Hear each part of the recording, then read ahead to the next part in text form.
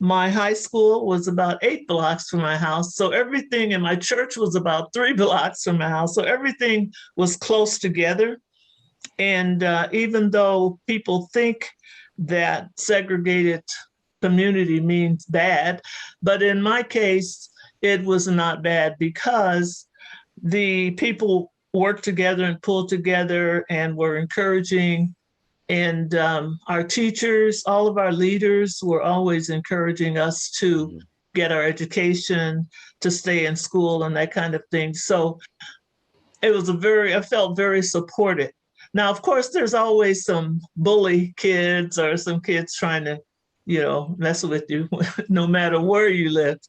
But for the most part, we felt safe in our immediate community. I'm glad you said that about the segregation because I listened to like a lot of Malcolm X's like speeches and stuff like that, and I compare him and Martin Luther King. Hmm. And his whole thing about he considered himself a black nationalist, Hmm. and he was actually for segregation for Hmm. the exact reasons you're talking about right now, about how it wasn't necessarily like meant to, well, and at least in black people's eyes back then, I would assume like they probably weren't necessarily too worried about segregation because they had their community and they were thriving off of that. And then you just notice now there's like, we're speaking about entrepreneurism, and it's like there's like less of like black people being able to start businesses and do stuff like that. I think because we've lost that aspect of community and stuff like that. And you got kids gang banging and all type of crazy stuff now these days, and it's not what it used to be.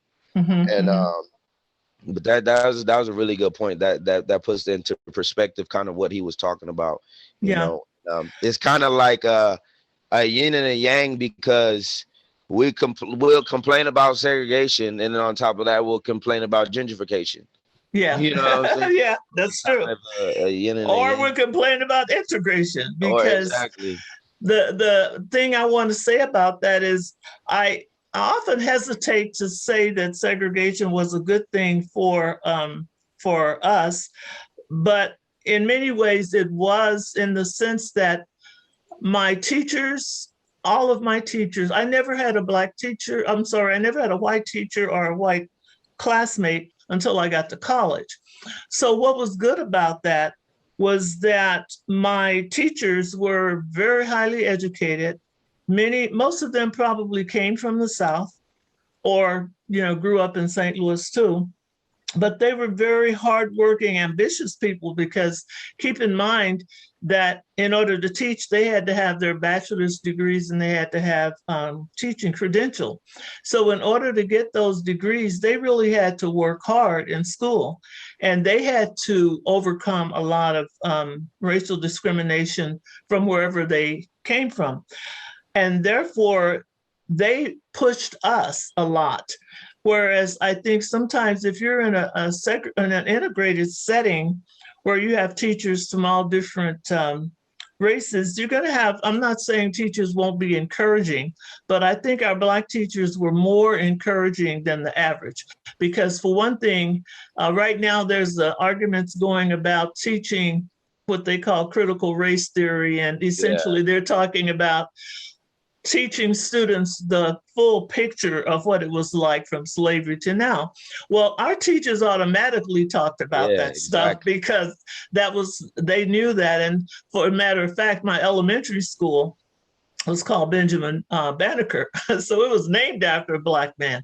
So a lot of the things in our community we grew up knowing about because our teachers it didn't have to be in the school curriculum. It Exactly. was it was in It's personal. They're it telling you was this. personal. They Yeah. were telling us their stories and they were introducing us to leaders and people who were encouraging for us as Black kids. And the same with my church. My church had was all Black people.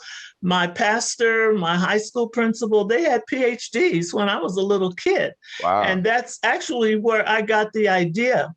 And to show you how sometimes people don't realize this when they ask me, sometimes people will ask, well, typically it's a white person, will ask me, where did you get the idea to get a PhD? And I don't know that they go around asking other people that, Exactly. this day and age, right? But I tell them, well, actually, when I was a child, I loved school. I loved school so much. I loved to read. I loved writing. I just couldn't wait to start school. So when I started school, I would ask the teachers and I'd ask at my church, what's the highest degree you can get? Because in my mind, all I was thinking about was, what can I go after that'll keep me in school as long as possible? Because I just love school, which is not the normal kid, maybe, but that was me. And so one of my leaders said, "Well, a PhD is the highest degree you can earn." And I said, "Oh, okay. When I grow up, I want to get a PhD." I had no idea what a PhD. I didn't know what the letters meant. I didn't know anything about it, except that I did know that the pastor of my church had a PhD. The superintendent of Sunday school had a PhD. The principal of my high school had a PhD. So they were very highly educated. Had that been in normal times, if things were normal in this world, and they could have applied for jobs all over the country without regard for race, they may not have been teaching in our schools. They may have been teaching somewhere else. Yeah. But because they would have been all over. Yeah, they would have been all over. But because of segregation, we had the very highly educated, very hardworking, very ambitious leaders, teachers, and they were very serious about educating us to value education and to pull ourselves up, as they say, by your bootstraps and work hard and that kind of thing. Now, that doesn't mean every kid got that message, but I'm just talking about what the leaders were consistent about it. So it doesn't matter whether it's the school nurse, the principal, your teacher, or the janitor. They all were pushing us to do our best and be our best. So that side of segregation was good because we had a very tight-knit community that encouraged one another and looked out for one another. If you were walking home from school and there were always a couple of older ladies who were retired and they're sitting on their porch or they're inside their living room looking out the window as the school gets out, right? Mm-hmm. Anything you did on your way home, your mother knew about it by the time you got there. So if you and your friends are walking down the street and you pick up a rock and throw it at somebody or whatever, when you got home, your mother already knew. And it's like, why were you throwing rocks when you were coming home? And you go, what? How did you know that? Oh, Mrs. Jones saw you when you passed her house. She said you were throwing rocks, and you wouldn't dare as a kid say, no, I didn't, or what, what's she doing? She's nosy. Why would she know? You just fessed up and just been more careful next time.